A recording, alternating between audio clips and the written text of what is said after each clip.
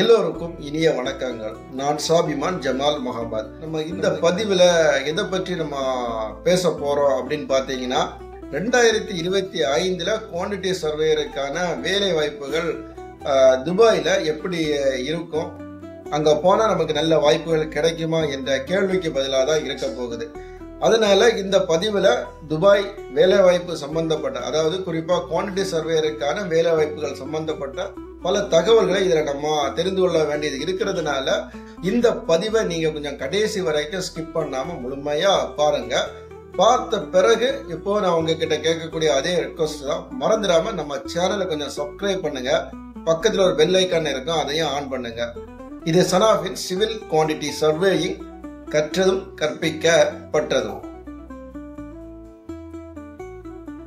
ஒரு ப்ராஜெக்ட் ஸ்மூத்தா ரன் ஆகிறதுக்கு பட்ஜெட்னு சொல்லக்கூடியது மிக மிக அவசியம். அந்த பட்ஜெட்டை மானிட்டரிங் பண்றது, அதை ஒர்க் பண்றது, இன்னும் பிற வேலைகளை செய்யக்கூடியதுல இருக்கக்கூடிய ஒரு பார்ட் ஆஃப் த ரோல் தான் குவான்டிட்டி சர்வேயர் அப்படின்னு சொல்லக்கூடியது. குவான்டிட்டி சர்வேயருடைய ரோலுக்கு தகுந்த மாதிரியான சேலரி வந்து அந்தந்த இண்டஸ்ட்ரியில எந்த மாதிரி அவங்க கொடுத்திருக்காங்க அப்படின்னு சொல்லக்கூடியதுல இருந்து நாம தெரிந்து கொள்ளலாம். வேர்ல்டு வைட் பார்க்கக்கூடிய நேரத்துல 2025 ஃபாஸ்டஸ்ட் க்ரோவிங் சிட்டிஸ் அப்படின்னு சொல்லக்கூடியதுல துபாயானது இப்போ இருக்கக்கூடிய வளர்ச்சியை விட ஃபியூச்சர்ல இன்னும் அதனுடைய growth ரேட்டுன்னு சொல்லக்கூடியது இன்க்ரீஸ் ஆகும்னு சொல்லி நினைச்சிருக்காங்க.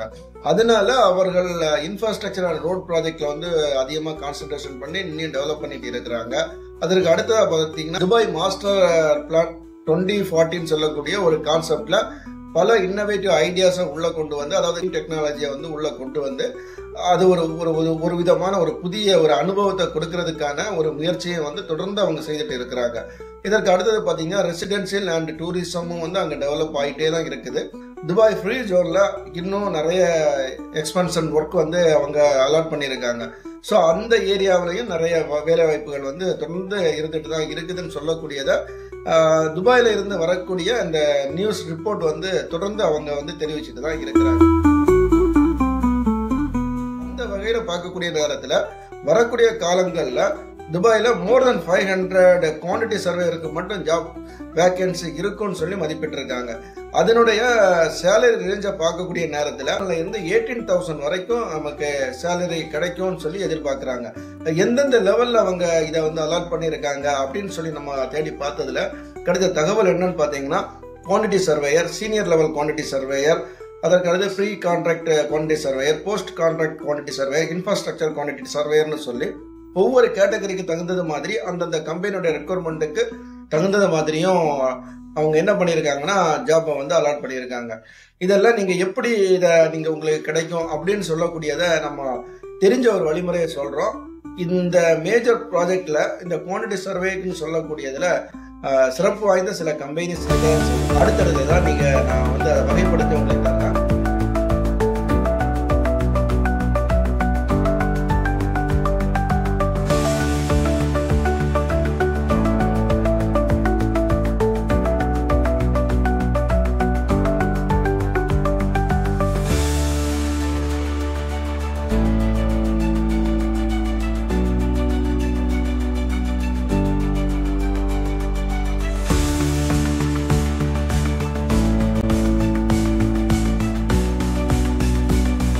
இந்த கம்பெனியோட ப்ரொஃபைலை நீங்கள் கான்டாக்ட் பண்ணீங்கன்னா உங்களுக்கான ஜாப் ஆஃபர் வந்து அந்த கம்பெனியோட ப்ரொஃபைலில் நிச்சயமாக இருக்கும்.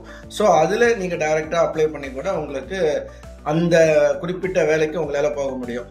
ஸோ இந்த வகையில் நீங்கள் போனீங்கன்னா உங்களுக்கு தனிப்பட்ட முறையில் எந்த வகையான செலவுகளும் வராது. ரெக்ரூட்மெண்ட் பண்ணி அவங்க ஓகே ஆயிட்டுனா கம்பெனியே உங்களுக்கு எல்லா விதமான செலவுகளையும் ஏற்றுக்கொள்ளும். சேலரி வந்து அவங்க வந்து ஒரு ஃபிக்ஸட் சேலரி சொல்லுவாங்க. ஸோ அதையும் வந்து உங்களுக்கு கொடுத்துருவாங்க. ஸோ அந்த ஃபிக்ஸட் சேலரின்னு சொல்லக்கூடியது உங்களுடைய எக்ஸ்பீரியன்ஸ்ல இருந்து உங்களுக்கு கிடைக்கும். அதாவது 2000 இருந்து 18,000 முடியுதான்னு கேட்டீங்கன்னா நிச்சயமா இல்லை. இது எல்லாமே பேசிக் அண்ட் சீனியர் லெவலில் உள்ளவங்களுக்கு தான் இந்த பே ஸ்கேல் கொடுக்குறாங்க. இதற்கு அடுத்த லெவலுக்கு பார்த்தீங்கன்னா அது வந்து 45,000 திர்ஹம்ஸ் வரைக்கும் அவங்க கொடுக்கறதா வந்து ஏஜென்சி வந்து சொல்றாங்க. இது வரைக்கும் நம்ம சொல்லிட்டு இருக்கக்கூடிய இந்த தகவல் எதுக்குன்னு பார்த்தீங்கன்னா, குவான்டிட்டி சர்வேயனுடைய ஜாப் ஆஃபர் துபாயில் எப்படி இருக்குன்னு கேட்கப்பட்ட கேள்விக்கான பதில் தான்.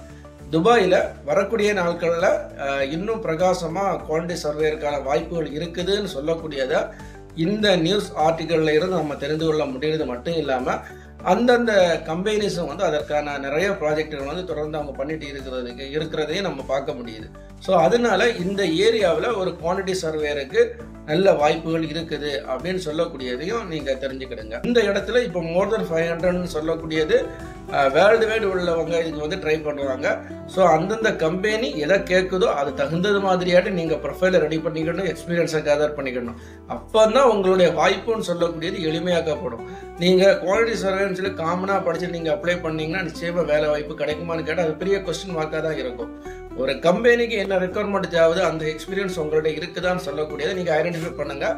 அதுக்கப்புறம் உங்களுடைய பயோடேட்டாவை நீங்கள் அனுப்பக்கூடிய நேரத்தில் என்ன பண்ணிட்டுங்கன்னா அதை வந்து அவங்கள்ட்ட ஹைலைட் பண்ணி அனுப்புங்க. நான் இந்த ஏரியாவில் வந்து இருக்கிறேன், ஸோ இது ரிலேட்டடான ஒர்க் எனக்கு கொடுத்தீங்கன்னா நான் நல்லபடியாக செய்து கொடுப்பேன்னு சொல்லக்கூடிய உத்தரவாதத்தை நீங்கள் கொடுக்கக்கூடிய நேரத்தில் நிச்சயமாக அந்த கம்பெனி உங்களை என்ன செய்யும், கால் ஃபார் பண்ணும். அந்த இன்டர்வியூ உங்களுக்கு சக்ஸஸ் ஆச்சுன்னா உங்களுக்கான வாய்ப்புகள் வந்து எளிமையாக்கப்படும்னு சொல்லக்கூடிய ஒரு நம்பிக்கையோடு இந்த பதிவை நான் இதில் முடிக்கிறேன். இது தொடர்புடைய மேலும் உங்களுக்கு தகவல் தேவைப்படக்கூடிய நேரத்தில் வரக்கூடிய நாட்களில் அடுத்தடுத்த தகவலோடு நாம் சந்திக்கலாம். சொல்லப்பட்டிருக்கக்கூடிய தகவல் உங்களுக்கு பயனுள்ளதாக இருக்கும்னு சொல்லக்கூடிய எண்ணங்களோடு நான் இதை முடிச்சுக்கிறேன். நன்றி, வணக்கம்.